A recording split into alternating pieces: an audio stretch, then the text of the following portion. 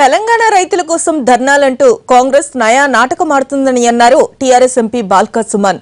10 ఏళ్లలో అన్నదాతలకు కాంగ్రెస్ చేసిందేంటని ప్రతిపక్షం బాధ్యత మరిచి ప్రవర్తిస్తుందని విమర్శించారు ఆయన.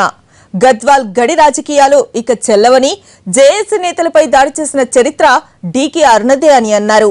కిషన్ రెడ్డికి దమ్ముంటే మోడీ ముందు ధర్నా చేసి తెలంగాణలోని ప్రాజెక్టులకు జాతీయ హోదా ఇప్పించాలని సవాల్ విసిరారు సుమన్.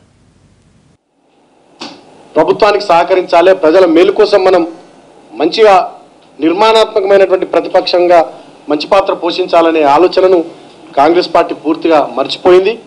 ఎంతసేపటికి ఏ కార్యక్రమం చేసినా ప్రభుత్వాన్ని దుమ్మెత్తిపోయడమే తమ ఎజెండాగా ఇవాళ కాంగ్రెస్ పార్టీ వ్యవహారం చేస్తూ ఉంది. ఆ విషయం ప్రజలకు కూడా అర్థమవుతా ఉంది. మొన్న మహబూబ్ నగర్ జడిపి హాల్లో చిన్న సంఘటన, దాన్ని గోరంత సంఘటనను కొండంత సంఘటనగా చిత్రీకరిస్తూ గవర్నర్ గారిని కలుస్తారు, వచ్చి మా సీఎం గారి క్యాంప్ ఆఫీస్ ముందు ధర్నా చేస్తూ అదొక నాటకం చేస్తారు, జిల్లా బంద్కు పిలిపిస్తారు, త్వరలో రాష్ట్రపతిని కూడా కలుస్తారట.